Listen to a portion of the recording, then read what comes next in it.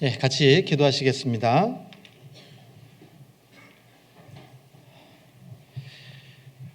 거룩하시고 자비로우신 살아계신 하나님 아버지, 참으로 감사합니다. 하나님께서 저희 영혼을 사랑하셔서 주님의 귀한 보혈로 우리의 모든 죄를 영원히 용서해 주시고 값없이 구원해 주신 은혜 참으로 감사합니다. 주님께서 귀한 사랑과 은혜로 구원해 주시고 또 저희들을 주님의 몸된 교회 가운데 거할 수 있도록 도와주시고 또 우리 교회를 통해서 복음을 전할 수 있도록 허락해 주신 것을 감사합니다. 이곳에 몸된 교회를 세워주신 주님, 우리 경주교회를 통해서 더 많은 영혼들이 구원받을 수 있도록 도와주시옵소서. 이를 위해 모든 형제 자매님들 함께 기도하고 수고하고 희생하는 가운데 하나님의 구원의 역사가 날마다 나타날 수 있도록 인도해 주시옵소서. 주님, 내일부터 있을 1교구 주간 집회에도 주님 도와주셔서 많은 영혼들 말씀 앞에 나와서 말씀 듣고 주님의 사랑으로 구원받을 수 있도록 인도해 주시옵소서.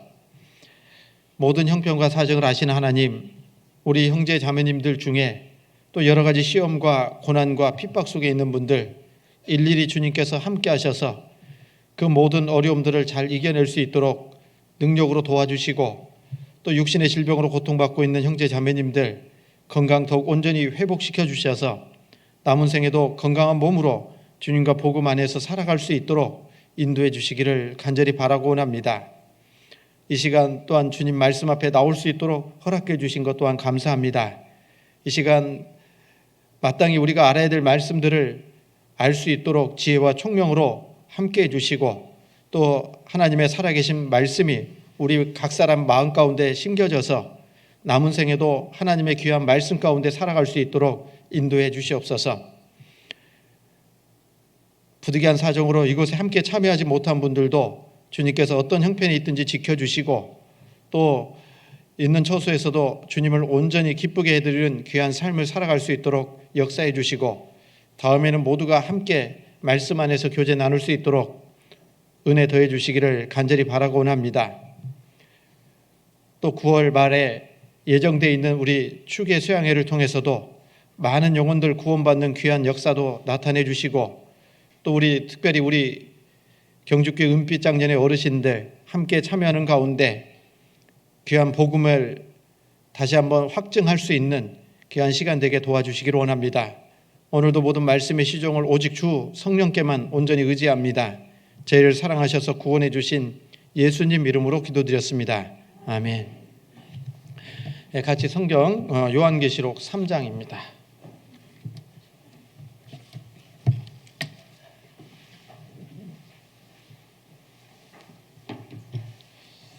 요한계시록 3장 7절입니다.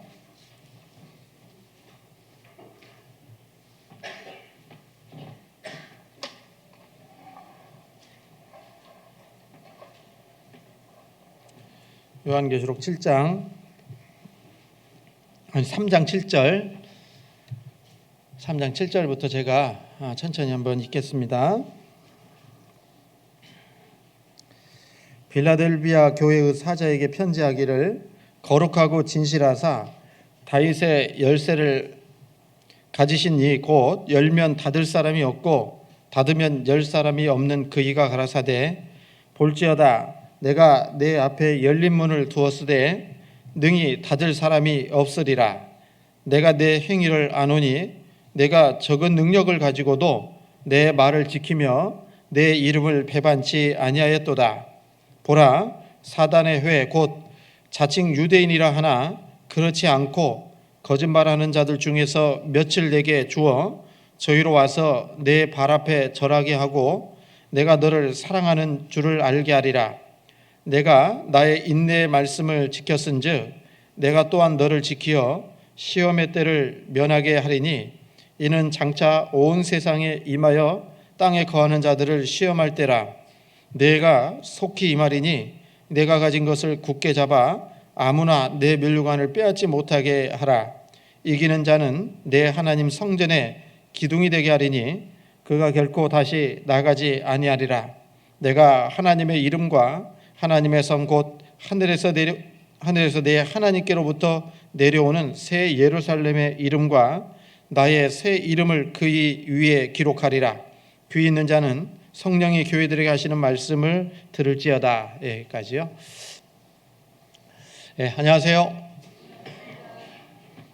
잘들 지내고 계시죠? 평안하신가요?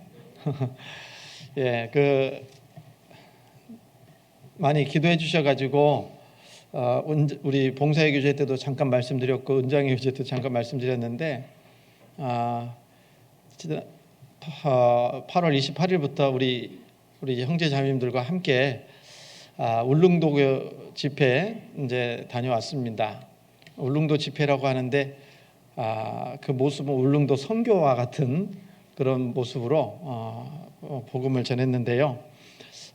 대략 한 우리 식구들이 같이 이렇게 저를 포함해서 한 25분 정도가 이렇게 좀 교차로 이렇게 좀 참여하는 가운데 복음을 전했습니다. 울릉교회가 참 열악한 교회 중에 한 교회죠. 배를 타고 크루즈를 타고 가니까 11시 50분 배가 그 다음날 아침 7시에 도착을 하니까 6시 반 정도 크루즈는 이렇게 좀 걸리는 그런 시간인데 울릉도 인구가 예전에는 3만 정도도 넘었다고 하던데 지금은 이제 9천 명 정도 이렇게 좀 되고 저희 교회는 2000년도에 시작을 해서 지금까지 계속해서 복음을 전해오고 있습니다. 섬이다 보니까요, 또 많이 열악하다 보니까 오랜 기간 복음을 전하긴 했지만 여전히 한 아이들 포함하면 25명에서 30명 정도 이렇게 되는 식구들이 정말 열악한 환경 속에서 복음을 전하고 또 신앙생활을 하고 계십니다. 우리 경주교회 죄송한 얘기지만 경주교회에서 신앙생활을 하는 것은 진짜 풍성한 그런 모습 속에서 교제하고 있다. 감사해야 되겠다. 이런 마음도 더 가졌습니다. 첫날 좀 많이 기도해 주셔가지고 저희 교회 이제 식구들까지 해서 많은 분들이 좀 함께하는 가운데 강당이 꽉 찼고요. 새롭게 모시고 온 새로 말씀을 듣는 분들이 12분 정도 되셨거든요. 25명 중에 12분이면 굉장한 비율로 전도를 한 거잖아요. 그래서 그렇게 복음을 전하기 시작을 해서 마지막 주일까지 이렇게 말씀을 전했는데 주일날 참석하신 분은 새롭게 이제 교회와 연결돼서 이제 인사하신 분이 3분 정도 됐고요. 그리고 한 분은 그날 오전에 일 나가서 못 오셨다가 오후에는 이제 또 목사님과 상담도 하고 교제도 해서 한 4분 정도가 4-5분 정도는 이제 울릉교회하고 이렇게 이번 집회를 기해서 연결이 돼서 교제할 수 있는 그런 기회가 됐던 것 같습니다. 그래서 우리 울릉교회도 많이 준비하신 모습을 좀 봤었고 그리고 또 우리 경주교회 식구들도 정말 물심양면으로 함께 기도해 주시는 가운데 참여해 주셔서 아무런 어려움 없이 이렇게 보내고 왔습니다. 이제 한 주가 지나니까 조금 여독은 좀 풀리는 것 같아요. 27일 저녁 11시 50분 배라고 그랬잖아요. 여기서 8시 반에 출발을 했는데 우리 교회에서 그 다음날 배에서 자는 건 자는 것 같지가 않더라고요. 그래서 한 28일 날 그 집회할 때까지 집회 끝나고 한 12시까지 있다 보니까 잠을 안 자고요. 그러니까 하루가 그렇게 길 수밖에 없더라고요. 그러니까 하루가 이렇게 길구나 이런 마음이었는데 그러는 가운데 한 수요일 정도 지나니까 거기에 또 조금씩 적응이 되고 월요일, 화요일 날은 어떤 마음이 어떤 상태였는지 잘 모르게 얼떨떨한 마음으로 시간을 좀 보냈던 것 같습니다. 어쨌든 다시 한번 우리 형제자매들께서 같이 기도해 주시고 또 많이 참여해 주신 거에 대해서 이 자리를 빌어서 감사드리고요. 그리고 우리 담임 목사님이 정진 목사님이신데 10월 10일부터 우리 오전 집회 화요일부터 있는데 그때 담임 그 강사 목사님으로 말씀을 하시러 오실 겁니다. 또 환영 많이 해주시고 또 그때 또 많은 사람들 말씀 앞에 나올 수 있도록 또 기도해 주시면 좋겠습니다. 오늘은 요한계시록 또 오랜만에 3장 말씀을 좀 배우려고 합니다. 요한계시록 2장 3장은 잘 아시는 것처럼 아시아의 7교회에 보낸 편지라고 말씀을 드렸잖아요. 사도 요한이 기록을 했고 이 아시아의 7교회는 에베소 교회로부터 시작해서 이제 마지막 교회가 라오디게아 교회인데요. 교회 역사 가운데 나타날 교회 모습을 설명하는 거고, 그리고 또 이것은 우리 구원받은 그리스도인에게도 개인 적용이 되기 때문에 필요한 말씀이라고 저는 생각이 듭니다. 그래서 에베소 교회는 이제 초대교회의 모습을 설명하고 있죠. 그리고 이 7교회 중에 칭찬만 들었던 교회가 이 오늘 배우는 빌라델비아 교회하고 서머나 교회입니다. 잠깐 좀 생각이 좀 들었었는데 이 빌라델비아 교회하고 서머나 교회는 신앙적으로 신앙생활 하기가 참 좋은 그런 환경이어서 하나님이 그들의 믿음을 칭찬한 건 아닌 것 같아요. 서머나 교회도 굉장히 극한 가난 속에 있었던 교회였고 핍박 속에 있었던 교회였고, 여기 빌라델비아 교회도 여기 적은 능력을 가지고도 내 말을 지키며 이렇게 말씀하고 계시거든요. 많은 풍부한 하나님께서 능력을 주신 교회는 아니었던 것 같습니다.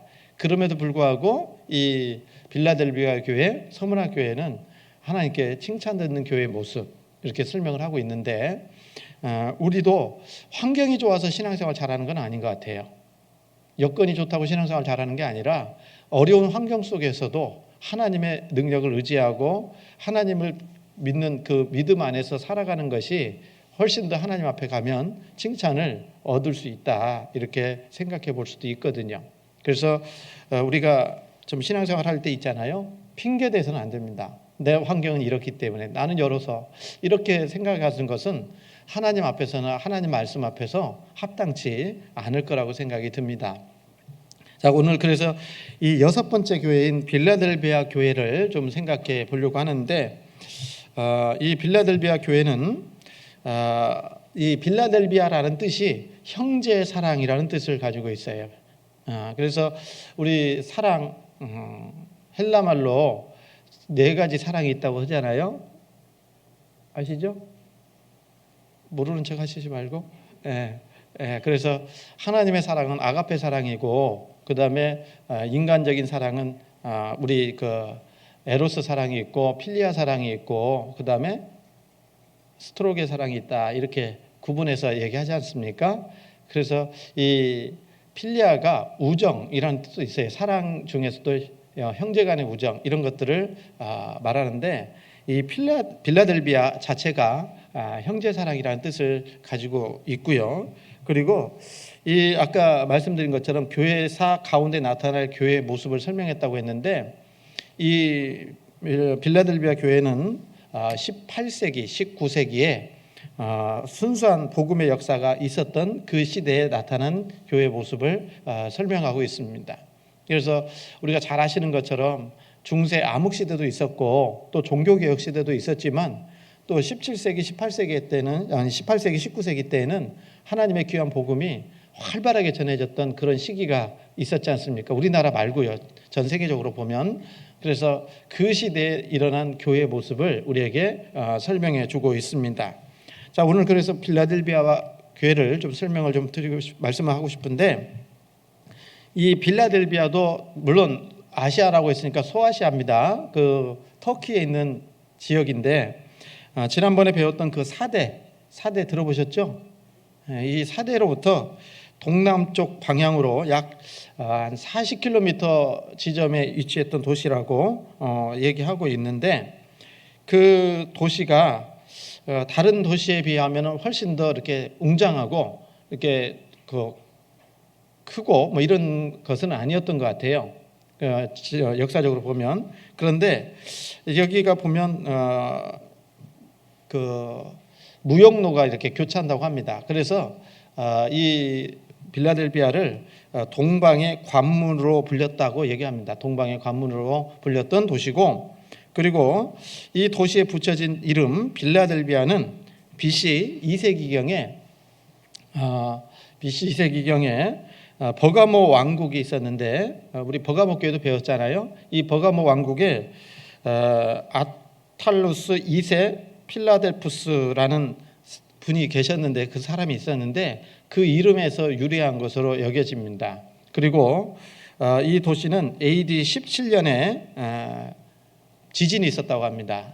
그래서 AD 17년에 있었던 그 지진에 의해서 크게 파괴되었고, 로마 티베리우스 황제 때 이 도시가 다시 재건되었다라고 역사적으로 말하고 있습니다. 아침에 잠깐 이렇게 인터넷을 보니까 모로코에서 또 지진이 6점 몇이 나가지고 많은 사람들이 지금 이제 사망자도 있고 이렇게 들리던데 봤는데요. 그 참 지진 무서워요. 근데 지진은 뭐 지금 현재만 일어나는 것이 아니라 과거에도 지진은 있었죠. 그런데 아까 말씀드린 것처럼 AD 17년경에도 지진이 있었고, 그때 이 빌라델비아가 이제 완전히 파괴되었다가 다시 재건되는 그런 역사가 있었고, 그래서 이 티베리우스 황제 때 재건했다고 그랬잖아요. 그래서 그 황제를 기리기 위해서 이 네오 가이사랴라는 명칭으로도 또 불려졌다고도 합니다. 그리고 이 도시에는 이제 북쪽 지역에 화산 평원이 있었다고 그래요. 화산 평원. 이 울릉도 얘기해서 죄송한데, 울릉도도 화산이 폭발해가지고 생긴 그 지형이잖아요. 아시죠? 제주도도 마찬가지고. 그러다 보니까 가보면 이제 분지가 있더라고요. 나리 분지. 이런 가보니까 그것처럼 여기에도 화산 평원이 있는데 그곳에 비옥한 그 땅 평야에서 재배되는 것이 있었는데, 그게 뭐냐면 포도와 그로비즘, 그 포도주, 이것들이 많이 유명했다고 합니다. 그래서 빌라델비아 하면 유명한 게 포도와 포도주 이렇게 얘기합니다. 그렇기 때문에 이 도시를 지키는 신 또한 수호신이 있는데 무슨 신이겠어요? 술의 신입니다. 술의 신. 그래서 이 술의 신 또는 식물의 신으로 불려지는 디오니소스라는 그 신이 수호신으로 이렇게 섬겨졌다라는 겁니다. 그리고 이 포도주 또는 포도만 유명한 것이 아니라 직물과 피역, 그리고 농업과 상업이 골고루 이렇게 발달한 매우 도시적으로는 부유한 도시였다, 이렇게 전해지고 있습니다. 그리고 여기 또한 이 빌라델비아 또한 수많은 그 이교 신전이 있었고 우상 숭배하는 그런 도시입니다. 그래서 이 많은 작은 그 신전도 있고 우상 숭배 장소도 있었기 때문에 이 빌라델비아 별칭이 작은 아테네예요. 작은 아테네. 그래서 그렇게 불렸고, 그리고 오늘날에는 지금 빌라델비아라고 불려지는 건 아니고요. 그 하나님의 도시라는 뜻의 알라 세이르라고 불려진다고 합니다. 알라 세이르, 알라 아시죠? 회교 알라신 믿는 그 터키가 좀 이슬람 국가잖아요. 그런 거 아시죠? 그래서 그렇게 돼 있는데 14세기에 터키군이 이제 그 항복함으로 인해서 이 14세기 이후에 기독교가 이제 들어가게 됐고, 그리고 신앙의 자유를 얻어서 교세가 더욱더 확장되는 가운데 인구 15,000명 가운데 3분의 1 가량이 5,000명 가량이 이제 그 기독교를 믿는 사람들이라고 얘기를 합니다. 그래서 이 빌라델비아는 이런 지역이었고, 그리고 빌라델비아 교회가 언제 어디서 어떻게 복음이 전해졌는지 자세한 기록은 없습니다. 빌라델비아 교회는. 그런데 초기 기독교 역사가였던 유세비우스가 AD 100년에서 160년경에 그 안비아라는 그 여자 선지자가 이 탁월한 활약으로 교회에 왕성하게 이제 활동했다라는 기록만 좀 있습니다. 빌라델비아에 대해서는. 그래서 이 빌라델비아 교회가 지금 가보면 또 별것 없어요. 유적지라고 하지만 그런 흔적들조차도 찾아보기 힘든 곳이 이곳일 겁니다. 그래서 우리가 잘 아시는 것처럼 이 빌라델비아 교회는 적은 능력을 가지고도 하나님께 정말 칭찬받았던 교회. 다시 얘기하면 이 7개의 교회에 보면 책망만 받은 교회도 있고 칭찬과 책망이 함께 받은 교회도 있고 또 칭찬만 있는 교회가 있는데 이 빌라델비아 교회는 칭찬만 있는 교회입니다. 그래서 우리도 구원받고 신앙생활하는 가운데 우리 삶을 되돌아보면 하나님 앞에 섰을 때 책망만 있으면 될까요, 안 될까요? 너 왜 그러다가 그렇게 살다 왔냐 이러면 안 되잖아요. 책망만 들으면 안 될 것 같아요. 대부분의 분들이 아마 칭찬도 있고 책망도 있을 겁니다. 우리가 더욱 간절히 바라는 것은 하나님 앞에 섰을 때 뭐만 있었으면 좋겠어요? 칭찬만 들었으면 좋겠잖아요. 그래서 칭찬만 들었으면 좋겠는데 어떻게 하면 또 칭찬만 들을 수 있는 그런 삶을 우리가 살아갈 수 있을까? 이 부분은 빌라델비아 교회를 우리가 배우는 가운데 얻을 수 있는 교훈이라고 생각을 합니다. 자, 7절입니다. 7절.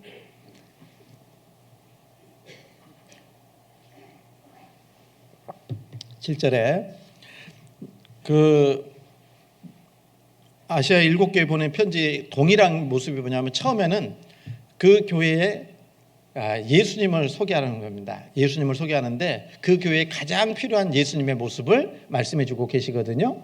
빌라델비아 교회는 이런 모습으로 나옵니다. 7절.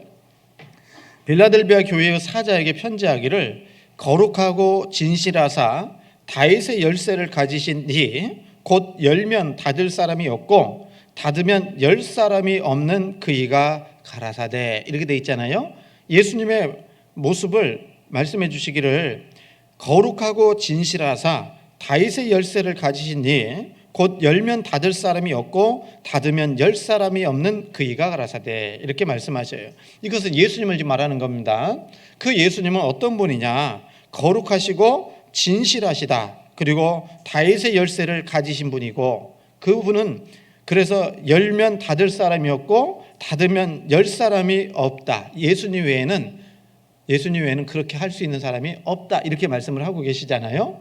그래서 오늘 이 말씀을 통해서도 예수님이 어떤 분이라고요? 거룩하고 진실하신 분이다. 우리가 신앙생활하는 가운데 어제 신방하면서 잠깐 말씀을 드렸는데 우리가 신앙생활을 바른 모습으로 하려면 하나님에 대한 묵상이 많이 좀 이루어져야 될 거라고 생각이 들어요. 생각도 많이 좀 하시고 하나님 성경을 통해서 하나님이 어떤 분인지를 마음 가운데 더 깨닫게 되면 훨씬 더 지금보다는 더 평강 가운데 신앙생활을 할 수가 있겠죠. 더 알아갈 수가 있겠죠. 자, 그런데 이 예수님을 설명하시면서 처음에 거룩하고 진실하다라고 돼 있잖아요. 예수님은 거룩하신 주님이셔요. 거룩하신 분입니다. 주님은 거룩하시고 진실하십니다. 뿐만 아니라 다시 얘기하면 주님은 무한히 거룩하시고 무한히 진실하신 분입니다. 세상의 모든 우상들은 인간이 조작할 수 있잖아요. 만들어낼 수 있잖아요. 그런데 주님은 사람들에게 이용당하지도 않고 조작당하지도 않습니다. 우리 주님은 거룩하시고 진실하신 분입니다. 주님은 영원히 거룩하시고 영원히 진실하시며 항상 진리편에 서 계시는 분이 예수님이십니다. 그래서 우리가 예수님에 대해서 묵상한다면 예수님은 정말 거룩하신 분이라는 것을 더욱 안다면 우리의 삶 또한 그와 같아야 될 거다. 이걸 배울 수가 있잖아요. 시편 99편입니다.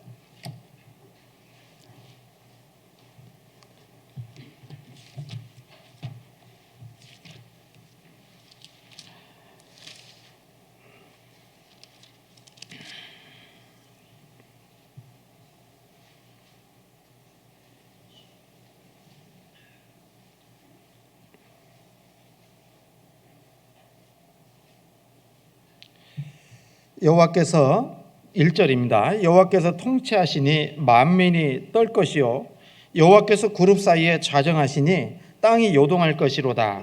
여호와께서 시온에서 광대하시고 모든 민족 위에 높으시도다. 주의 크고 두려운 이름을 찬송할지어다. 그는 거룩하시도다. 왕의 능력은 공의를 사랑하는 것이라. 주께서 공평을 견고히 세우시고 야곱 중에서 공과 의를 행하시나이다. 너희는 여호와 우리 하나님을 높여 그 발등상 앞에서 경배할지어다. 그는 거룩하시도다. 그 제사장 중에는 모세와 아론이요 그 이름을 부르는 자 중에는 사무엘이라. 저가 여호와께 간구함에 응답하셨도다. 여호와께서 구름 기둥에서 저희에게 말씀하시니 저희가 그 주신 증거와 율례를 지켰도다. 여호와 우리 하나님이여 주께서는 저희에게 응답하셨고 저희 행한 대로 갚기는 하셨으나 저희를 사하신 하나님이시니이다. 너희는 여호와 우리 하나님을 높이고 그 성산에서 경배할지어다. 대저 여호와 우리 하나님은 어떻다고요? 거룩하시도다. 우리 하나님은 거룩하시도다. 우리 주님은 거룩하시도다라는 말씀이 반복적으로 등장하고 있잖아요. 그렇죠? 그래서 1절에 보면 여호와께서 통치하시니 만민이 떨 것이요 여호와께서 그룹 사이에 자정하시니 땅이 요동할 것이로다. 여호와께서 시온에서 광대하시고 모든 민족 위에 높으시도다. 주의 크고 두려운 이름을 찬송할지어다. 그는 거룩하시도다. 우리 주님은 거룩하시다. 그래서 그 거룩하신 하나님께서 만물을 하나님이 통치하시기 때문에 만민이 떨 것이고 여호와께서 그룹 사이에 자정하시니 땅이 요동할 것이로다. 우리 하나님은 거룩하시도다. 우리 하나님은 거룩하시도다. 여러분, 거룩하지 않으면 통치할 수 없을 거예요. 그렇지 않습니까? 사람은 거룩할 수가 없잖아요. 그러잖아요. 재판에도 뭐가 있어요? 불의가 있다라고 말씀하거든요. 그래서 하나님은 거룩하신 분입니다. 그래서 우리는 주님은 거룩하신 분이기 때문에 우리는 우리 주님을 찬양할지어다 라고 말씀하셔요. 왕의 능력은 4절입니다. 왕의 능력은 공의를 사랑하는 것이라. 주께서 공평을 견고히 세우시고 야곱 중에서 공과 의를 행하시나이다. 너희는 여호와 우리 하나님을 높여 그 발등상 앞에서 경배할지어다. 그는 거룩하시도다. 주님을 경배해야 될 근거가 뭡니까? 그는 거룩하시도다. 그는 거룩하시도다. 여기 왕의 능력은 공의를 사랑하는 것이라 그랬어요. 주께서 공평을 견고히 세우시고 야곱 중에서 공과 의를 행하시나이다 그랬거든요. 여러분, 하나님의 거룩함이 무엇으로 드러났습니까? 이 말씀에는요, 의를 행하는 거예요. 공의로운 거예요. 그래서 주께서 공평을 견고히 세우시고 야곱 중에서 공과 의를 행하시나이다. 야곱이 이스라엘이잖아요. 그래서 이스라엘 역사는 하나님의 공의가 드러나는 역사잖아요. 맞죠? 그래서 하나님의 공의가 드러났고 공과 의 그리고 말씀이 드러났고 너희는 여호와 우리 하나님을 높여 그 발등상 앞에서 경배할지어다. 우리가 취할 행동은 뭡니까? 하나님의 공의로움 속에, 하나님의 그 역사 속에서, 하나님의 거룩하심 속에서 우리가 취할 행동은 뭡니까? 그를 경배할지어다. 경배해야 된다. 그는 거룩하시도다 말씀하십니다. 6절, 그 제사장 중에는 모세와 아론이요 그 이름을 부르는 자 중에는 사무엘이라. 저희가 여호와께 간구함에 응답하셨도다. 그 제사장 중에는 모세와 아론이 있고 그 이름을 부르는 자 중에는 사무엘이라. 저희가 여호와께 간구함에 응답하셨도다. 여호와께서 구름 기둥에서 저희에게 말씀하시니 저희가 그 주신 증거와 율례를 지켰도다. 여호와 우리 하나님이여 주께서는 저희에게 응답하셨고 저희 행한 대로 갚기는 하셨으나 저희를 사하신 하나님이시니이다 그랬잖아요. 여러분, 하나님께서 쓰신 일꾼이, 대표적인 일꾼이 모세와 아론이잖아요. 제사장 중에서는. 그리고 또 선지자 중에서는 사무엘 선지자가 있었거든요. 그들은 하나님께 기도했습니다. 그리고 기도의 응답을 받고 그 역사를 이루어 갔습니다. 그리고 여호와께서 구름 기둥에서 저희에게 말씀하시니 저희가 그 주신 증거와 율례를 지켰도다. 하나님의 법을 받았고 하나님의 말씀대로 순종하는 삶을 살았던 거죠. 여호와 우리 하나님이여, 주께서는 저희에게 응답하셨고 저희 행한 대로 갚기는 하셨으나 또 죄도 사해 주시는 은혜도 베풀어 주셨습니다. 우리도 주님 앞에 살아갈 때요, 정말 좀 전에도 말씀드린 것처럼 항상 잘하는 건 아니거든요. 그래서 우리 항상 우리 주님 앞에 기도해야 되고요. 기도하는 가운데 정말 부족한 부분이 있고 잘못된 부분이 있으면 빨리 돌이켜야 됩니다. 자주 생각하지만 여러분, 우리가 잘못한 대로 하나님이 징계 내렸다면 우리 살까요? 못 살까요? 네? 우리 잘못한 대로 했다면요, 우리는 너무 이 자리에 앉아있을 분이 몇 분이나 될까? 저를 포함해서. 그래서 하나님은 우리의 죄를 죄대로 심판하시는 것이 아니라 사하신 하나님이셔요. 우리 모든 죄를 영원히 용서해 주셨잖아요. 그렇죠? 그죠? 구원받고 나서도 우리가 신앙생활 하면서요, 우리 자신을 참 잘 돌아봐야 됩니다.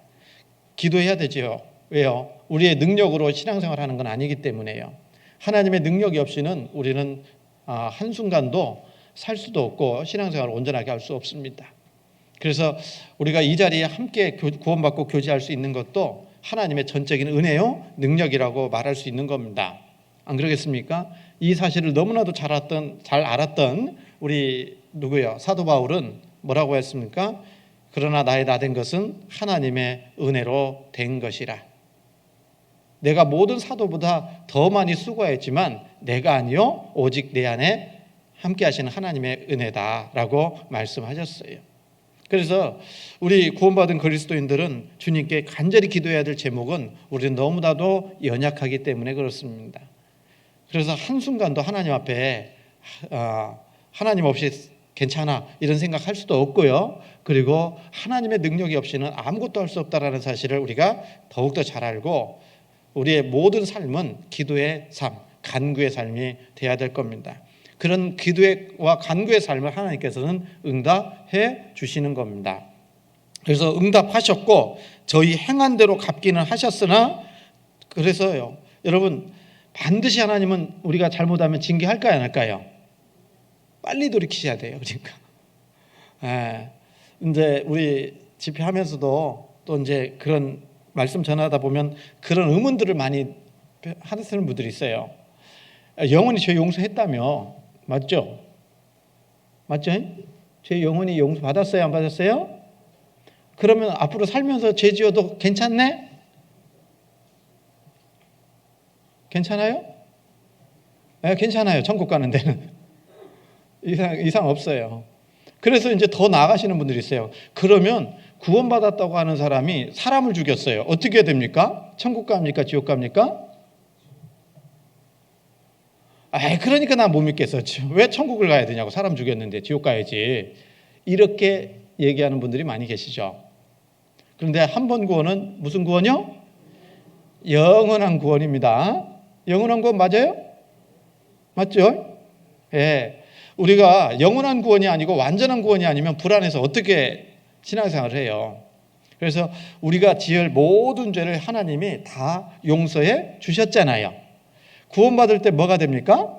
하나님의 자녀가 됩니다. 하나님의 자녀가 돼요. 하나님의 자녀가 되면 하나님이 책임져요? 내가 책임지고 살아야 돼요? 하나님이 책임지십니다.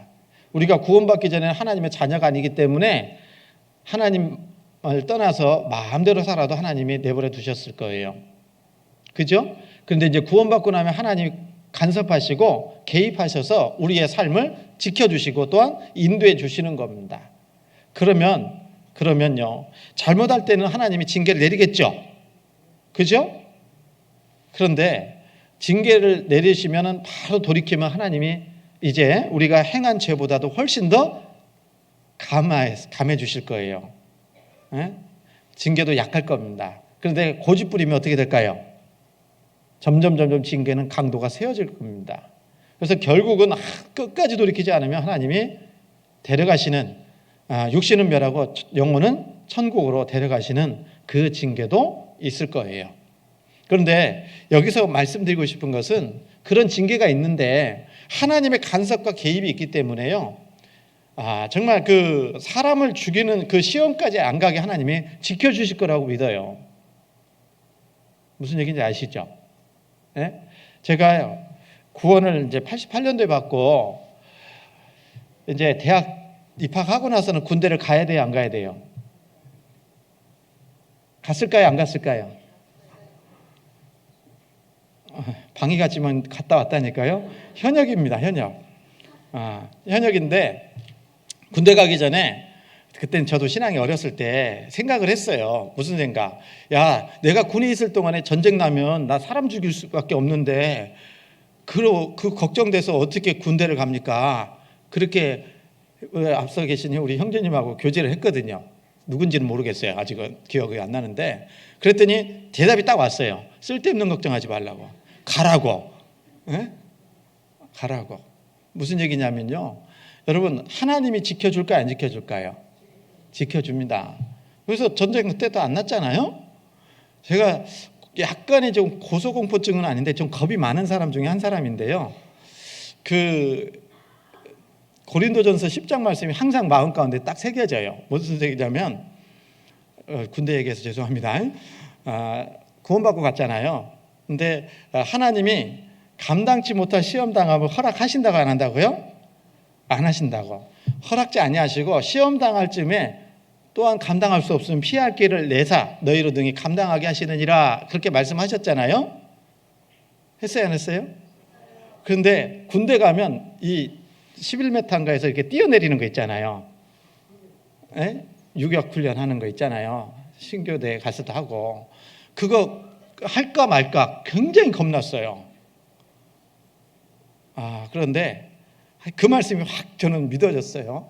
그때 이후로 뭐가 신병교육대 훈련 받을 때 헬기 레펠이라고 하는데 밑에서 열심히 구르기만 하고 끝날 때 되니까 뭐라고 하냐면 부모님의 은행가 그 노래 부르고 복귀를 했거든요. 안 올라갔거든요. 야, 감사하다. 하나님 나를 아시고 피할 길을 이렇게 주시는구나. 그런데 자대 배치 받을 때는요, 유격을 해야 되잖아요. 그런데 저는 전방 배치 받아가지고 유격을 한 번도 안 뛴 사람이에요. 하나님이 도와주셨어요. 그래서 우리가 하나님께서요, 우리 구원받은 그리스도인들을 지켜요. 그래서 극단적으로 사람을 죽인다든지 이런 것은 걱정 안 해도 되는 겁니다. 왜요? 하나님의 자녀니까 하나님이 지켜주신다라는 것을 믿으면 돼요. 이해 가시죠? 제가 그런 얘기도 했었는데 그 구원받기 전에는 참 살아가는 것이 좀 두려움도 있었어요. 죽음에 대한 두려움이. 왜냐하면 시골에서 이제 버스 타고 다닐 때 버스가 굴르면 어떻게 될까? 죽잖아요. 근데 구원받고 나니까는 그 두려움이 사라졌어요. 그래서 버스를 타더라도 이 버스 안에 40명이 탄다 그러면 그 40명은 나 때문에 산다 이렇게 생각하고 살아요. 네? 이번에 그 울릉도 배 멀미하는 건 걱정이지만 배가 뒤집어져서 죽는다 이 생각은 전혀 안 합니다. 안 하고 갔어요. 왜요? 이 사람들은 나 때문에 산다. 이런 마음으로 살아갑니다. 왜요? 하나님이 지켜요, 안 지켜요? 지켜주십니다. 그러니까 우리가 구원을 받고 나면 극단적인 그 걱정, 염려할 이유가 없습니다. 무슨 얘기인지 아시죠? 그래서 하나님은 우리를 지켜주십니다. 보호해 주셔요. 영원한 속죄를 이루시고 우리가 정말 주님 앞에 바르게 살아가면 정말 축복도 허락해 주십니다. 신앙생활 하는 것도 이게 우리가 잘해서가 아니라 하나님의 은혜로 주어진 것들이라는 것을 잊지 마셔야 됩니다. 그래서 우리 경주교회 안에서도 신앙생활 하는 거 있잖아요. 이것도 하나님의 은혜임에 분명하잖아요. 안 그렇습니까? 네, 그리고 하나님은 거룩하신 하나님이셔요. 그래서 사람들은 자기 스스로를 가리켜서 나는 거룩하고 진실하다 그렇게 얘기할 수 있는 사람은 아무도 없어요. 오직 하나님만이 나는 거룩하고 진실하다 이렇게 말할 수 있는 겁니다. 왜요? 예수님은 바로 참 하나님이시기 때문에 가능한 겁니다. 그래서 우리 주님은 다시 얘기하면 우리 주님의 속성 중에 가장 중요한 속성 중에 하나가 거룩이에요. 거룩하다. 그렇죠? 거룩하신 그분을 우리는 알고 믿고 배우고 살아가고 있는 겁니다. 그렇다면 우리도 구원받은 그리스도인이기 때문에요, 주님처럼 거룩해야 돼, 안 해야 돼요? 거룩해야 됩니다. 성경 베드로전서 1장입니다.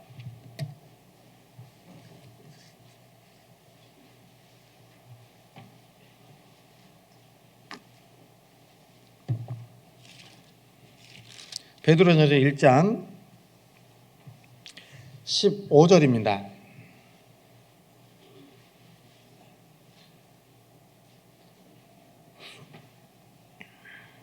(1장 15절) 오직 너희를 부르신 거룩한 자처럼 너희도 모든 행실에 거룩한 자가 되라. 같이 읽습니다. 기록되었으되 내가 거룩하니 너희도 거룩할지어다 하셨느니라. 여러분, 여기 말씀하신 것처럼 오직 너희를 부르신 거룩한 자처럼, 우리를 구원해 주신 분이 거룩하신 분이라는 겁니다. 그런데 그분처럼 너희도 모든 행실에 거룩한 자가 되라 그랬잖아요. 거룩한 자가 되라. 기록되었으되 내가 거룩하니 너희도 거룩할지어다 하셨느니라. 우리 주님이 거룩하신 분이기 때문에 우리 또한 하나님은 거룩한 삶을 살기를 원하시는 겁니다. 그런데 거룩하다라는 의미를 생각해 보면 이 깨끗한 거잖아요. 죄를 전혀 안 짓는 것을 거룩하다 이렇게 생각할 수도 있는데, 이 거룩이다라는 것은 성경에서 말씀하시는 거룩은 구별입니다. 순결하다 이런 의미보다는 구별을 얘기하는 겁니다. 그래서 우리가 구별됐기 때문에 거룩하다라고 얘기를 하는 겁니다. 우리는 세상 가운데 죄인들 가운데 살다가 예수님의 피로 구별돼서 나왔잖아요. 맞죠? 그래서 교회를 에클레시아, 구별된 무리 이렇게 얘기합니다. 그리고 구원받은 사람들을 성도라고 얘기합니다. 성도, 거룩한 무리라고 얘기하는 거잖아요. 근데 우리 자신을 바라보면 거룩합니까? 그렇지 않잖아요. 그런데 왜 거룩한 무리, 성도라고 얘기하냐? 세상 가운데서 세상과 구별시켰기 때문에, 하나님께서 구별시켜 주셨기 때문에 거룩한 무리, 성도라고 얘기를 하는 겁니다. 그래서 거룩하다라는 것은 쉽게 얘기하면 깨끗하다, 그 의미보다는 성경에서는 구별되어 있는 모습이다라고 얘기하는 겁니다. 그래서 우리도 하나님께서 말씀하신 것처럼 너희도 거룩할지어다 했으니까 우리도 거룩해야 되겠죠? 거룩하다는 건 뭐라고요? 구별되어 있어야 된다는 거예요. 구별되어 있는 삶이 거룩한 삶이다라고 말하는 겁니다. 성경 고린도후서 6장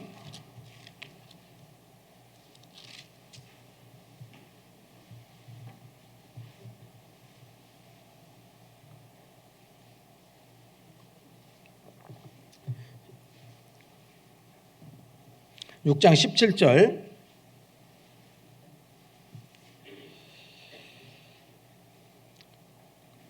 제가 읽겠습니다. 17절부터 그러므로 주께서 말씀하시기를 너희는 저희 중에서 나와서 따로 있고 부정한 것을 만지지 말라. 내가 너희를 영접하여 너희에게 아버지가 되고 너희는 내게 자녀가 되리라.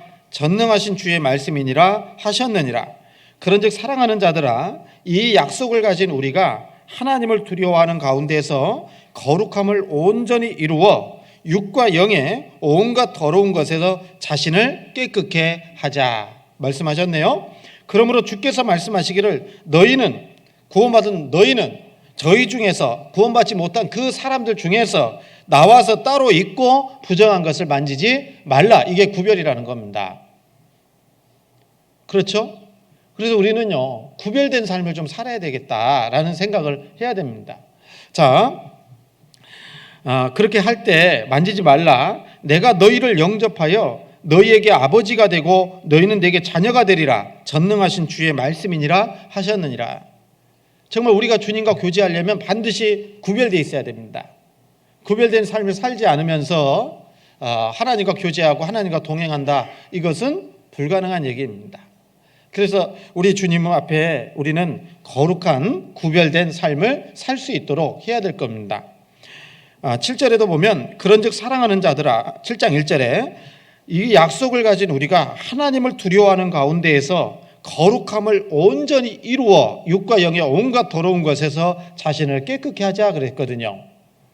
여러분 말씀하신 것처럼 하나님을 그런즉 사랑하는 자들아 이 약속을 가진 우리가 그랬잖아요. 여러분 약속이 있잖아요. 천국 소망이 있잖아요. 그렇죠? 구별된 삶을 살아갈 때 진정으로 우리의 삶이 하나님은 나의 아버지가 되고 나는 하나님의 자녀가 되는 그런 모습으로 살아간다라는 겁니다.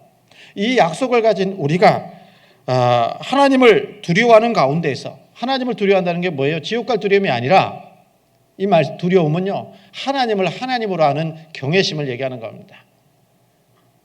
여러분, 우리 부모님 계시잖아요. 부모님 계셔요, 안 계셔요? 부모님 공경해야 돼요, 안 해야 돼요? 해야 되잖아요. 부모님을 부모님으로 알고 두려워하는 마음, 공경하는 마음이 있어야 될 거 아니에요. 그게 정당한 거잖아요. 당연한 거잖아요. 부모를 친구처럼 생각하면 안 될 겁니다. 그건 불경한 겁니다. 합당치 않은 거예요. 부모님이라는 위치가 있는 거고 자녀라는 자녀의 위치가 있기 때문에 그 위치에서 당연히 부모님을 부모님으로 인정하고 섬겨야 될 겁니다.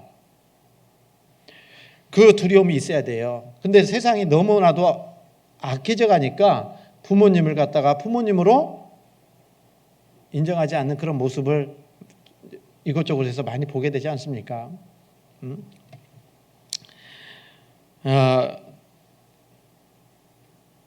예전에는 이제 그런 거 있잖아요. 요즘은 핵가족화 시대여서 그런지 부모님이 아버지가 수저 뜰 때까지 기다려요, 안 기다려요?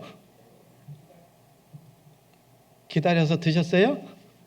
지금은요? 어머니부터 그러잖아요. 너 빨리 밥 먹고 가라고. 아버지 좀 이따 드실 거니까. 그런 모습들이 어떻게 보면 참 안 좋은 모습일 것 같아요. 그래서 가족들이 이렇게 모여서도 식사를 할 때 좀 가르쳐야 될 것 같아요. 그 부모님이 어머니나 아버지가 수저를 뜰 때까지 식사를 시작할 때까지 기다려주는 그 공경하는 마음, 이런 것들이 꼭 필요하지 않을까 싶어요. 제가 교회에서요 이렇게 집무실에 있다가 가끔씩 점심 식사 하기도 하잖아요. 그래서 때로는 민망할 때가 있습니다. 왜? 제가 나올 때까지 식사를 안 하고 기다리시는 경우가 있는데 그냥 드세요. 그런데 바빠가지고 이제 좀 식사가 좀 늦어질 때도 있긴 한데 어쨌든 그 가정적으로는 좀 그런 것들이 좀 더 그런 문화가 그런 예의가 좀 살았으면 좋겠다 하는 마음이 있습니다.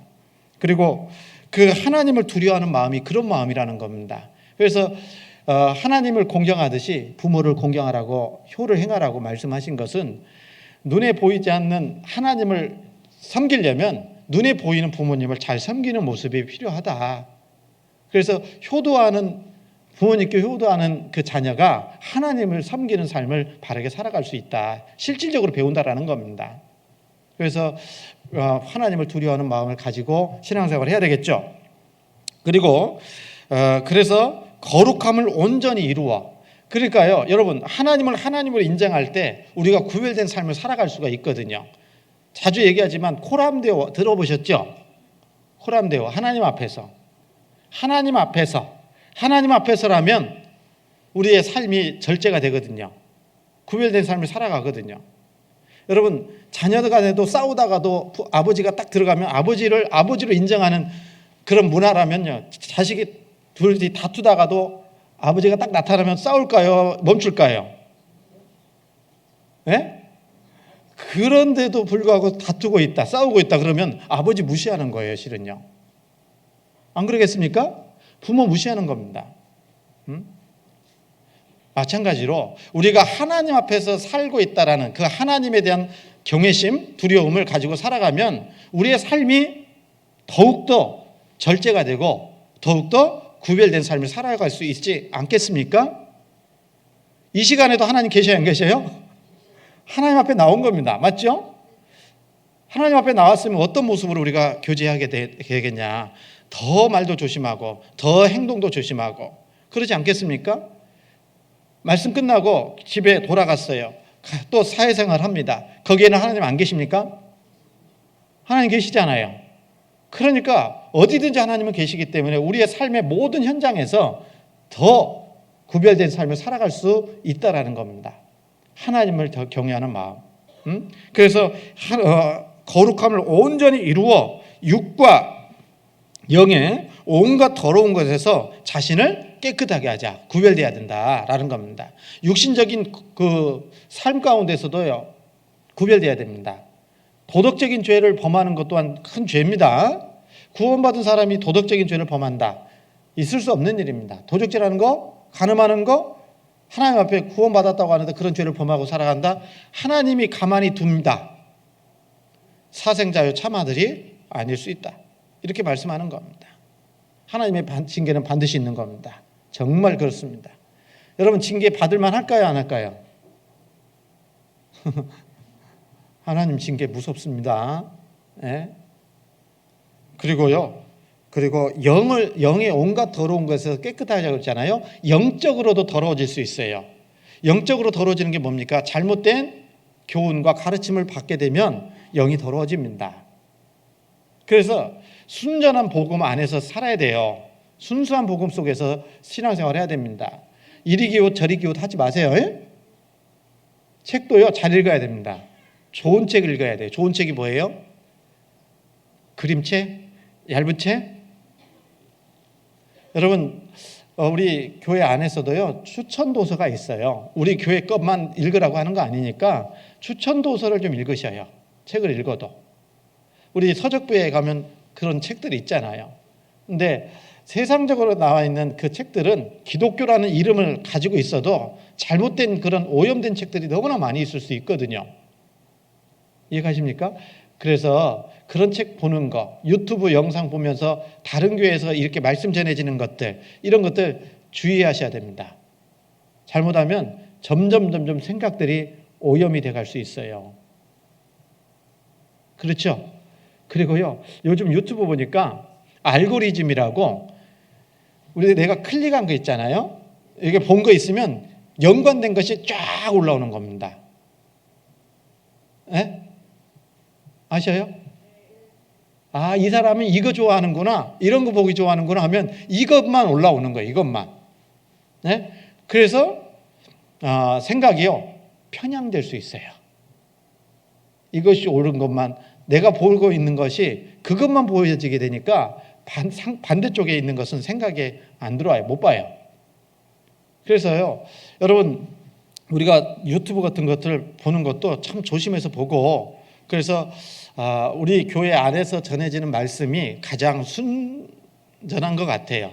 왜? 구원받은 그리스도인 목사님들이 또 전도사님들이 전하시는 말씀들이기 때문에 그래요. 검증이 된 거거든요, 실은. 무엇으로요? 지식으로 검증된 게 아니라 삶으로 검증이 된 거예요. 우리 목사님들이요. 우리 교회가 전도인들 세울 때요, 네? 구원받고 신앙생활을 쭉 오랫동안 하잖아요. 교회 안에서. 그죠? 그리고 가정을 이루고 또 교회 안에서 은사가 어떤 은사인지 모르니까 말씀도 전해보게 하고, 상담도 시켜보고, 그러는 가운데 말씀의 은사가 있으니까 전도인으로 부른 거거든요. 이렇게 얘기하니까 저는 조금 아닌 것 같은데. 네. 그래서 그렇게 검증이 되신 분들이 전해주는 말씀들이에요.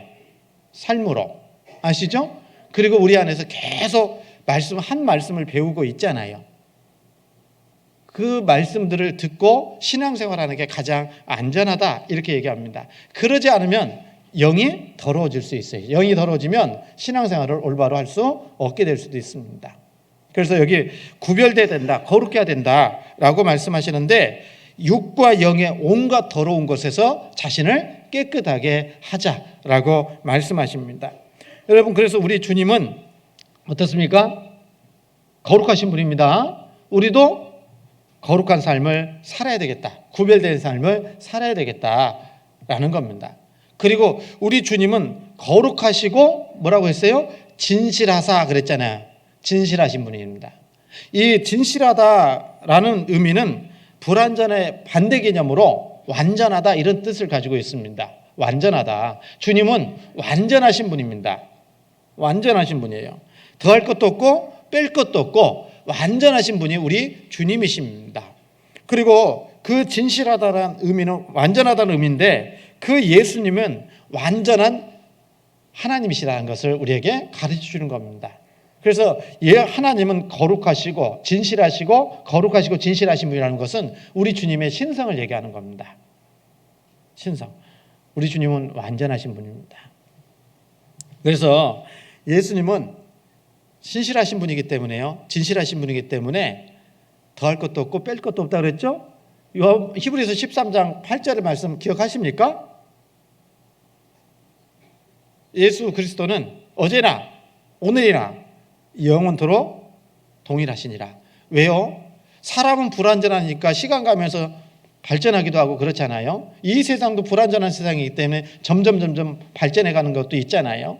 퇴보하는 것도 있지만 그러나 예수님은요 완전한 하나님이시기 때문에 어제나 오늘이나 영원토록 동일하신 분입니다. 그걸 말하고 있는 겁니다. 예수님은 완전한 하나님이시다라는 겁니다. 그래서 사람은 다 거짓되되 우리 주님은 완전하시고 진실하신 분입니다. 그 진실하신 하나님이 우리에게 약속하시는 거예요. 그래서 민수기 23장 19절 하나님은 인생이 아니시니 시건치 않으시고 인자가 아니시니 후회가 없으시도다 말씀하셨잖아요. 그 하나님께서 어찌 그 말씀하신 바를 행치 않으시며 하신 말씀을 실행치 않으시랴. 하나님은 약속하시고 그 약속을 반드시 이루시는 분이 우리 주님이셔요. 맞죠? 그러니까 우리가 소망을 주님께 두면 완전하게 이루어질 수 있다는 겁니다. 그렇죠. 우리 주님이 못 하시는 게 몇 가지가 있다고 그러잖아요. 뭘 못해요? 거짓말 못하는 거. 예? 성경 히브리서 6장입니다.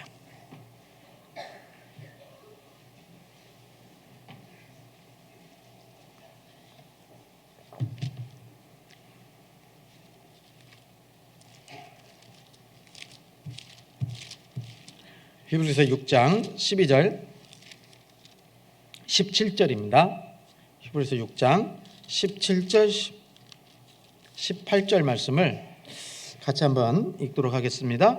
하나님은 약속을 기업으로 받는 자들에게 그 뜻이 변치 아니함을 충분히 나타내시려고 그 일에 맹세로 보증하셨나니 이는 하나님이 거짓말을 하실 수 없는 이 두 가지 변치 못할 사실을 인하여 앞에 있는 소망을 얻으려고 피하여 가는 우리로 큰 안위를 받게 하려 하심이라. 우리 그 앞에는요 맹세하는 것을 말하면서 16절에 보면 사람들은 자기보다 더 큰 자를 가리켜 맹세하나니 맹세는 저희 모든 다투는 일에 최후 확정이니라 그랬잖아요. 그런데 예수님은 완전한 하나님이시기 때문에 더 큰 자로 맹세하실 분이 없잖아요. 그죠? 사람은 그렇게 하지만 하나님은 그렇게 하실 필요가 없어요. 예수님은. 자, 그래서 최후의 확정이니라 하나님은 약속을 기업으로 받는 자들에게 그 뜻이 변치 아니함을 충분히 나타내시려고 그 일에 맹세로 보증하셨다. 우리 주님의 이름으로 맹세했다라는 거예요. 그죠? 완전한 겁니다. 이는 하나님이 거짓말을 하실 수 없다. 그랬죠? 하나님 거짓말 하실 수 없어요. 그래서 맹세한 것도 반드시 이룰까요? 안 이룰까요? 이루시는 겁니다. 예. 그래서 거짓말 하실 수 없는 이 두 가지 변치 못할 사실을 인하여 앞에 있는 소망을 얻으려고 피하여 가는 우리로 큰 뭐가 돼 있어요? 안위를 받게 하려 하심이라. 여러분 우리는 언제 위안을 받아요? 안위를 받아요? 말씀 속에서 소망을 확인할 때예요. 안 그렇습니까? 어차피 우리는 이 세상에 정말 그 고난 가운데 살아가고 있잖아요. 고난 없습니까, 여러분? 자주 얘기했는데 목사 참 하기 편할 것 같죠? 누가 그러던데 우리 목사님들은 뭐라고? 6일 쉬고 하루 일한다고. 진짜 편해 보이죠? 우리 교회 목사님들은 그러지 않은 것 같아요. 전도인 시작하면요, 집에 12시 이전에 못 들어갑니다. 배울 것도 많고 말씀도 많고 해야 될 준비도 많고. 그래서 이제 시간이 연수가 지나가면서 조금씩 퇴근 시간은 빨라지긴 하는데, 보통 퇴근 시간 몇 시인 것 같아요? 예? 네. 저희 여기 와서 집에 들어가는 시간 대략 보면 10시 반에서 11시 사이인 것 같아요.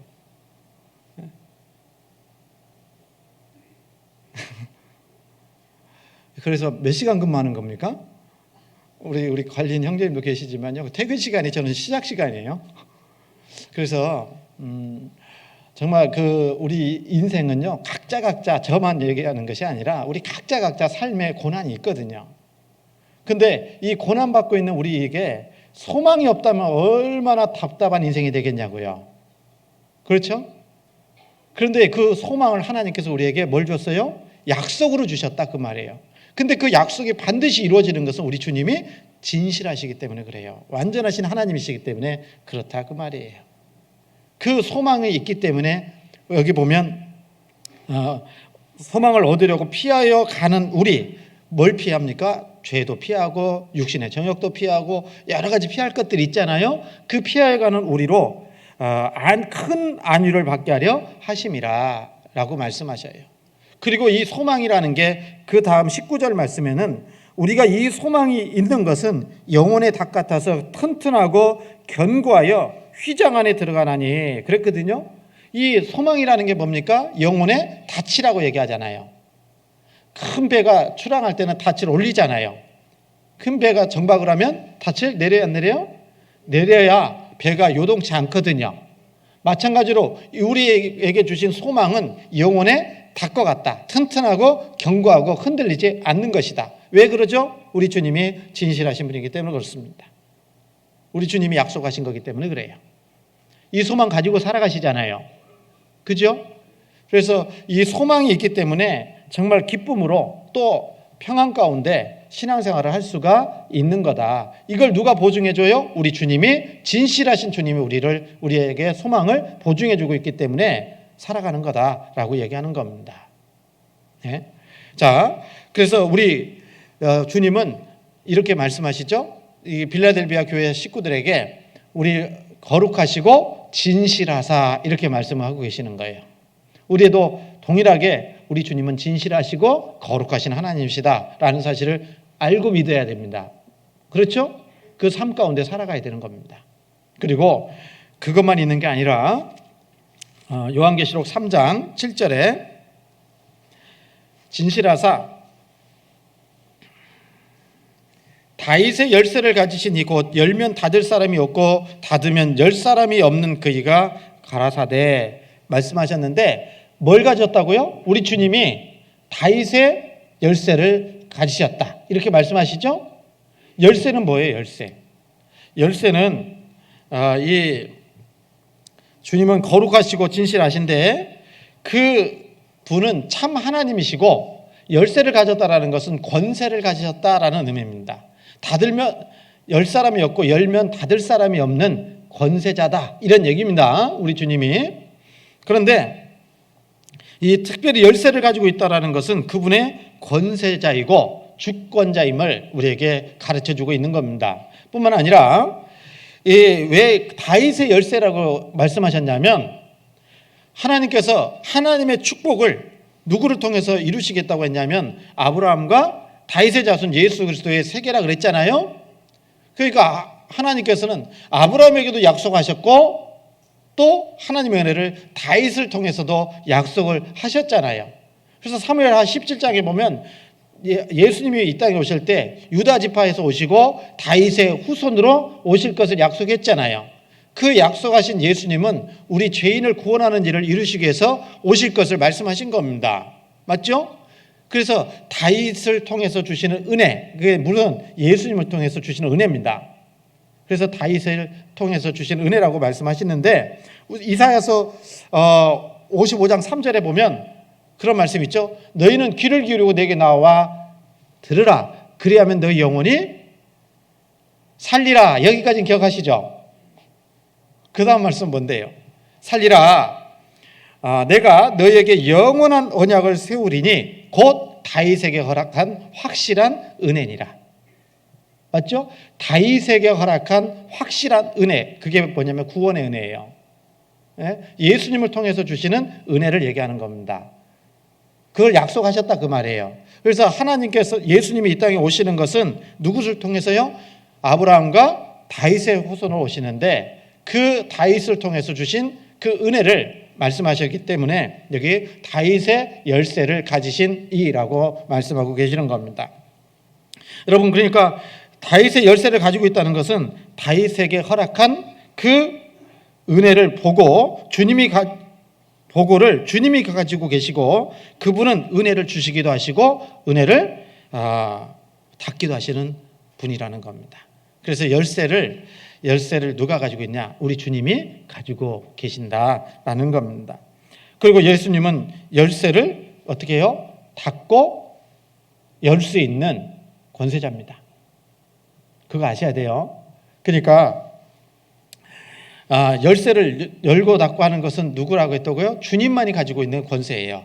주님만이. 그러니까 아무리 복음을 전한다 하더라도요, 주님이 역사하지 않으면 결코 이루어지지 않는다. 그걸 우리가 아셔야 돼요. 다시 얘기할까요? 정말 논리적으로, 이성적으로, 철학적으로, 고고학적으로 아무리 얘기해도 우리 주님이 열어주지 않으면 안 된다 그 말이에요. 우리 주님의 역사가 없이는 아무 일도 일어날 수가 없습니다. 그래서 우리는 하나님 앞에 은혜를 받는 것도 주님의 은혜 역사요, 은혜를 거두어가는 것도, 허락하지 않는 것도 주님이 허락하지 않는 거예요. 그래서요, 여러분, 물론 사람 편에서도 해야 될 일이 있긴 합니다. 구원받고자 하는 간절한 마음이 있어야 돼요. 물론. 그러나 하나님이 역사하지 않으면 결코 이루어지지 않는다. 이것이 하나님의 이 말씀이라는 겁니다. 성경 찾겠습니다. 사도행전 16장입니다.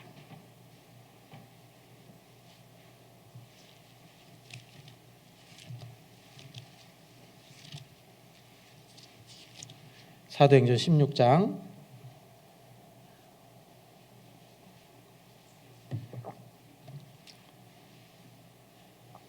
사도행전 16장 14절입니다. 같이 한번 읽겠습니다. 두아디라 성에 자주 장사로서 하나님을 공경하는 루디아라 하는 한 여자가 들었는데, 주께서 그 마음을 열어 바울의 말을 청종하게 하신지라. 빌립보 교회가 시작될 때 이 사도 바울이 이 마게도냐 지경의 첫 성이라고 했던 빌립보에 도착해서 복음을 전할 때의 일입니다. 이때 기도처가 있는가 알아보려고 나가는 중이었거든요. 그 유대인들이 이제 BC 586년에 바벨로니아에서 멸망할 때 이제 포로로 잡혀가지 않습니까? 그리고 뿔뿔이 흩어지게 됩니다. 그러는 가운데 회당이라는 것을 만들었어요. 유대인들이 모여있을 때는. 그래서 사도 바울은 이방인의 사도지만 복음을 전할 때는 먼저는 누구에게요? 유대인들에게 전하고, 유대인들이 복음을 거절하면 이제 이방인들에게 가서 복음을 전했던 겁니다. 유대인들에게 복음 전하는데 가장 손쉬운 방법, 죄송합니다, 손쉽다고 하면 좀 이상하지만 그래도 효과적인 방법은 뭐냐면 유대인들이 모여있는 데 가서 말씀 전하는 거예요. 그러니까 사도 바울이 회당에 가서 복음을 전했던 겁니다. 그런데 이 빌립보에는 없어요. 뭐가 없어? 회당이 없었던 겁니다. 그래서 기도처가 있는가 알아보려고 나가는 중이었던 겁니다. 그런데 이 기도처가 따로 이렇게 모여있는 곳이 아니라 때로는 강변에서, 강가에서 말씀을 모여서 기도하고 이런 모임이었던 것 같아요. 그래서 어제 잠깐 우리 생명예비 보면서 이렇게 읽었었는데, 그 시편 137편에 보면 이스라엘 백성들이 어디예요? 바벨론으로 포로 잡혀가가지고 있었잖아요. 그때 뭐 했다고요? 한번 찾아볼래요? 성경 시편 137편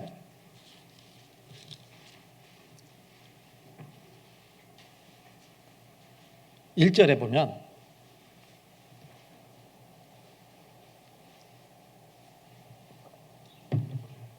같이 한번 읽어볼까요? 우리가 바벨론의 여러 강변 거기에 앉아서 시온을 기억하며 울었도다. 이 팝송하는 거 아닙니다 지금. 예.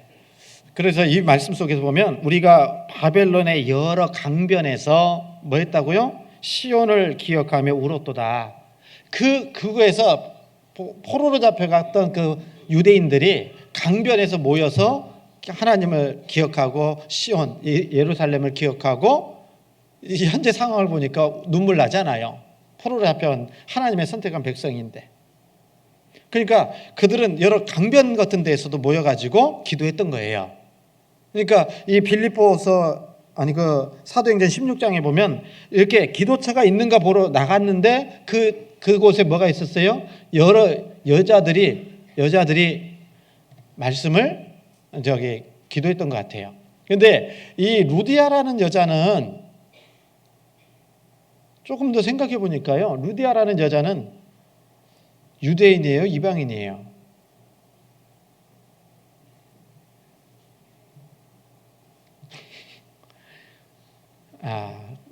두아디라 성의 자주장사로서 루디아라는 한 여자가 들었는데 그랬잖아요. 출신지는 두아디라 지역입니다. 이방인일 가능성이 커요. 근데 옷감 장사를 해가지고 돈을 많이 벌었고, 그래서 빌립보라는 도시로 나와서 장사를 하는 그런 여자였던 것 같아요. 그러니까 그런데 이 하나님에 대해서 많이 들었던 것 같아요. 많이 듣고 하나님을 공경하는 사람을 살았던 것 같습니다. 그러니까 그 기도 모임 하는데 이 루디아도 함께 참여했던 것 같아요. 이방인이지만. 그런데 바울이 와서 복음을 전할 때 어떻게 했어요? 루디아가 한 여자가 들었는데 주께서 어떻게 했다고요? 그 마음을 열어 바울의 말을 청정하게 했다 그랬거든요. 맞죠? 이 사도행전에 보면은 고넬료라는 사람이 나오거든요. 고넬료도 이방인입니다. 이달리아대의 백부장이잖아요. 이방인이거든요. 그래서 그도 하나님 앞에 경건한 삶을 살았고 구제했고, 맞죠? 기도했던 사람이잖아요. 그래서 하나님께서 그것을 보시고 베드로를 보내가지고 그 영혼을 건지잖아요. 구원받게 하잖아요. 그 가족이 구원받습니다. 마찬가지로 이 루디아도 이방인이지만 하나님을 공경하는 그 마음을 가지고 사니까 누구를 보냈어요? 바울을 보낸 겁니다. 바울을 보내서 하나님의 말씀을 전하게 한 거고, 그리고 그 열린 마음으로 말씀을 들었고, 또한 하나님께서 이 루디아의 마음을 열어서 바울의 말을 듣고 구원받게 한 겁니다. 그 역사에 무슨 역사가 있다고요? 하나님의 역사가 있는 거예요. 주님의 역사가 있는 겁니다. 그래서 주님은 사람의 마음을 열고 닫고, 복음의 문을 열어주시는 것도 주님이시고 복음의 문을 닫는 것도 주님이셔요. 주님은 그런 권세자다, 이렇게 말씀하는 겁니다. 아무리 하려고 해도 안 되는 것이 있을 수 있거든요. 왜? 주님이 허락지 않으면요. 그렇지 않습니까? 여러분, 사도행전 16장 아까 찾았지만 이 사도 바울은 원래 이 마게도냐 지역에 가서 복음 전하려고 계획했던 게 아니잖아요. 아시아 지역에 가서 복음 계속 전하려고 했는데 주께서 환상 가운데 마게도냐 한 사람을 보여주시면서 우리 건너와서 우리를 도우라, 이 환상을 보고 하나님께서 그들에게 가서 복음 전하라고 알려주신다고 생각하고 그쪽으로 순종해서 갔잖아요. 하나님이 그 길을 열어주시는 거예요. 사도 바울이 복음을 전할 때는 누가요? 하나님의 역사, 성령의 역사 가운데 쭉 이루어졌던 겁니다. 이해가시죠? 그러니까 우리가 좀 깊이 생각해야 될 것은 하나님의 도우심과 역사하심이 없이는 결코 복음 전할 수 없다. 이걸 생각해야 되는 겁니다. 그래서 내일부터 우리가 이제 전도 집회잖아요. 교구지간 집회인데 교구 집회를 통해서도 말씀이 전해지는데 하나님의 그 역사와 허락하심이 없으면 결코 구원받을 수 없을 거 아닙니까? 그럼 뭐 해야 될까요? 여러분들 뭐 하셔야 될까요? 기도하셔야 됩니다. 하나님이 역사해달라고, 하나님의 능력 행해달라고 기도하셔야 됩니다. 저도 물론 기도하면서 복음 전하지만 우리 함께 구원받은 우리 형제자매님들의 간절한 기도가 필요합니다. 필요해요. 네. 그 하나님께서 복음의 문을 더 활짝 열어달라고 하나님께 기도해야 됩니다. 그래서 이 요한계시록 3장 7절에 열면 닫을 사람이 없고 닫으면 열 사람이 없는 그의 예수님의 능력, 권세를 얘기하는 겁니다. 그리고 또 이 복음의 다윗의 열쇠도 가졌지만 우리 주님은 사망과 음부의 열쇠도 가졌다라고도 말씀하셨어요. 사망과 음부의 열쇠도 가졌다. 그래서 사망과 음부를 주님께서 만드신 겁니다. 그리고 음부의 그 대문의 열쇠를 주님이 가지고 계시고 권세를 주님이 가지고 계시는 겁니다. 그렇지 않습니까? 맞죠? 이스라엘 역사 가운데 누가 나옵니까? 고라당이 나오죠. 예? 하나님 앞에 정말 원망하고 불순종하고 죄를 범하니까요. 어땠습니까? 땅을 열어서 음부로 빠뜨린 게 누구입니까? 우리 주님이셔요. 주님은 그런 권세자라는 겁니다. 그리고 요한계시록 20장에 보면은 무저갱에 마귀가 무저갱에 끌려가서 들어가지 않습니까? 누가 보냅니까? 우리 주님이 하는 거예요. 주님이 하시는 겁니다. 그래서 사망과 음부의 열쇠를 주님이 가지고 계시는 겁니다.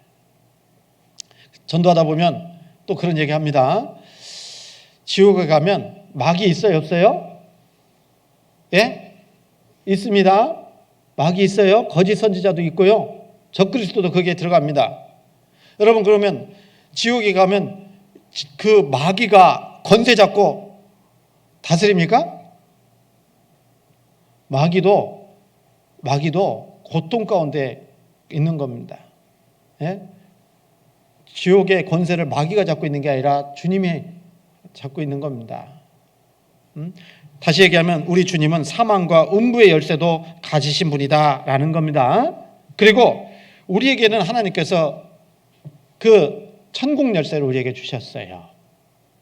맞죠? 열쇠를 우리에게 주셨습니다. 성경 요한복음 20장 21절입니다.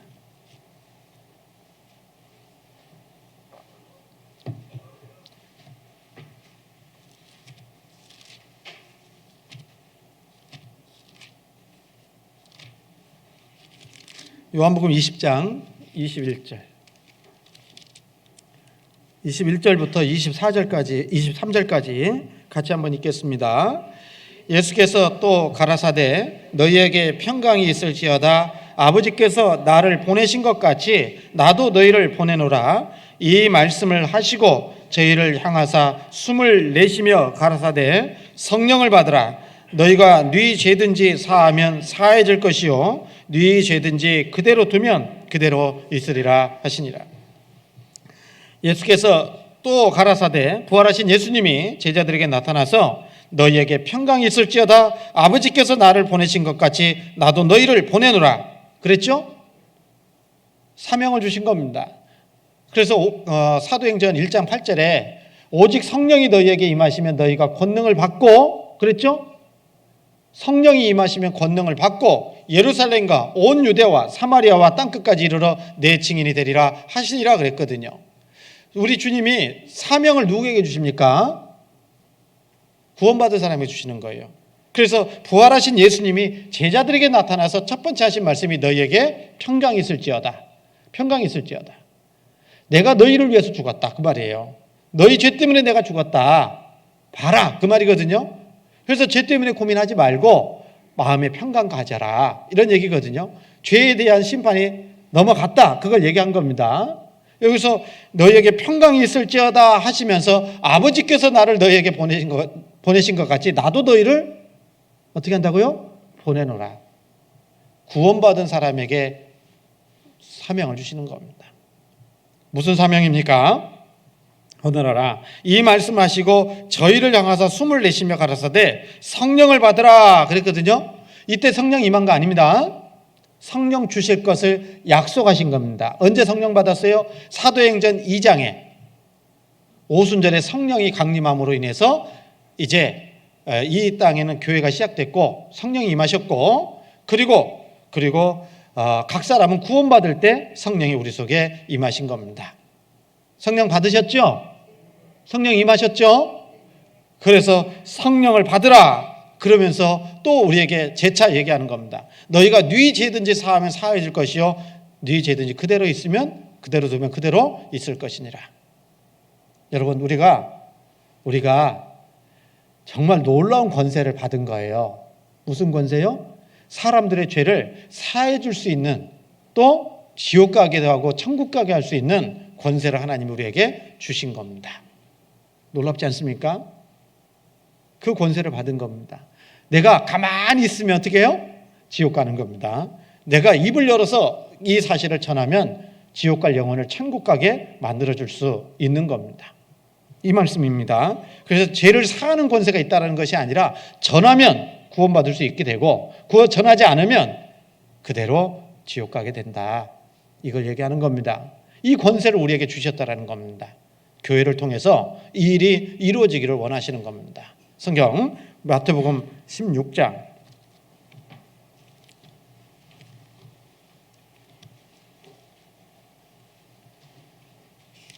마태복음 16장 19절입니다.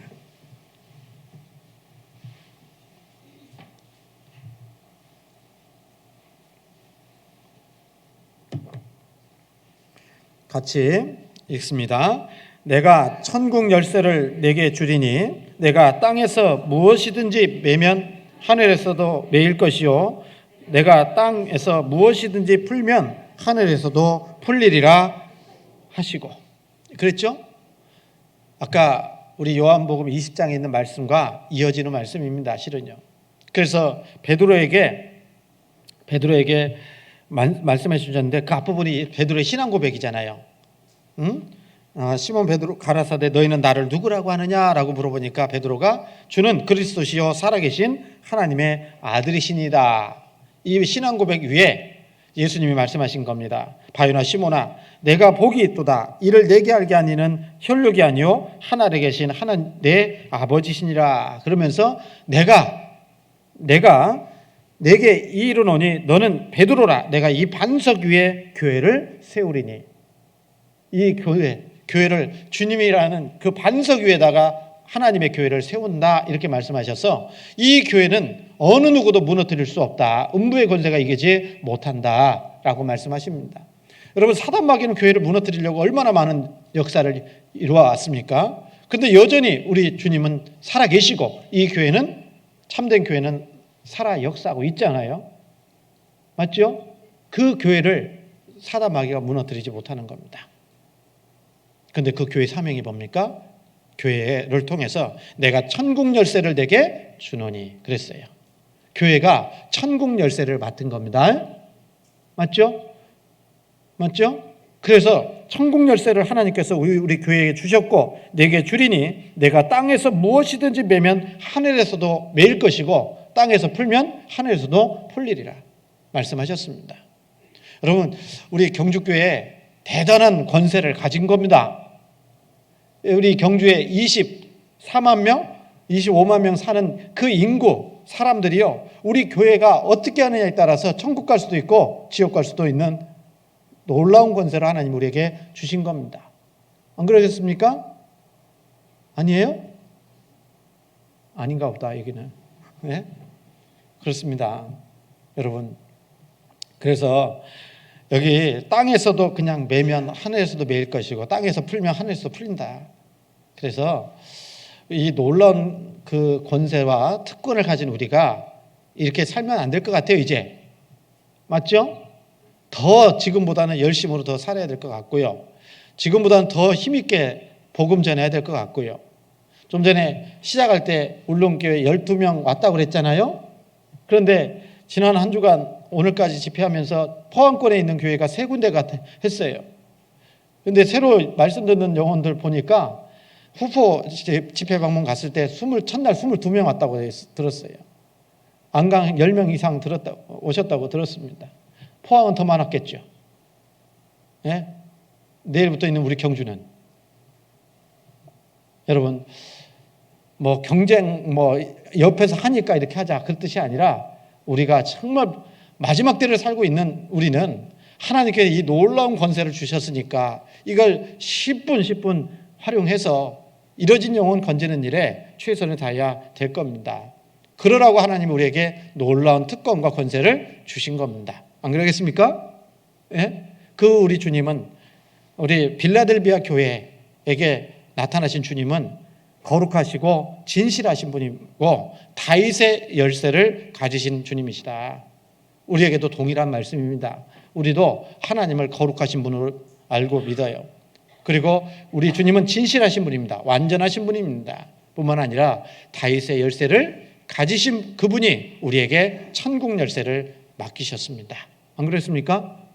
우리 주님께요, 지금보다 더 많은 사람들이 구원받을 수 있도록 더 기도하고, 정말 아까 얘기한 것처럼 닫으면 열 사람이 없고 열면 닫을 사람이 없는 그분을 더 의지해야 됩니다. 주님은 권세자예요. 그렇죠? 그래서 더 많이 기도하고 내가 지금 전도하려고 하는 영혼들이 있다면 하나님이 열어주셔야 됩니다. 하나님을 그 마음도 붙잡아 주셔야 됩니다. 지혜도 하나님이 주셔야 됩니다. 그래서 구원받게 해야 되는 건데, 우리가 할 수 있는 것은 최선을 다해서 노력도 해야 되지만 기도 빼놓고 기도 빠뜨리고 최선 다하면 그거 말짱 헛일이 될 수 있으니까 기도에 더 전심전력하면서 그 일들에 해갔으면 좋겠어요. 아시죠? 아시겠죠? 그래서 교구 식구들만 할 건 아니고요. 또 우리 소식제도 넣었는데 10월 10일부터 있는 그 오전 집회를 위해서 어머니 어떻게 준비할 겁니까? 라고 여쭤보길래 10시 반부터인가요? 10시부터 지금부터 합심기도 하시라고 했어요. 합심기도하고 새로운 영혼들 기도 명단 올리고, 지금부터라도 이제 한 달 정도 남았는데 그 기간 동안에 합심기도 하자. 그리고 어머니에부터 시작합시다. 이렇게 말씀드렸어요. 왜? 어머니의 주관이니까요, 낮 집회는. 그리고 또 어떻게 합니까? 그 마음 열어달라고, 총명과 지혜를 달라고 기도해야 될 것 같습니다. 물론 내일부터 있는 1교구 집회 또한 그렇게 마음 모아서 한번 힘있게 한 주 또 전도하는 한 주가 될 수 있도록 같이 했으면 좋겠습니다. 아시겠죠? 네, 그렇게 살아요. 기도하겠습니다. 저희를 사랑하신 하나님 감사합니다. 오늘도 귀한 시간 허락해 주셔서 말씀을 통해서 우리의 삶을 어떻게 살아야 될지를 또 교훈받게 해주신 것 감사합니다. 더욱더 우리 주님 우리와 함께 해주시고 역사해 주셔서 우리 교회를 통해서 더 많은 영혼들 구원받을 수 있도록 인도해 주시옵소서. 또 우리 형제 자매님들 복음 안에서 주님의 은혜 가운데 또 능력 가운데 온전히 살아감으로 하나님께 기쁨과 영광이 될 수 있도록 도와주시옵소서. 이외에 있는 모든 시간들 속에서도 주님 함께 해주시고 지켜주시옵소서. 예수님 이름으로 기도드렸습니다. 아멘.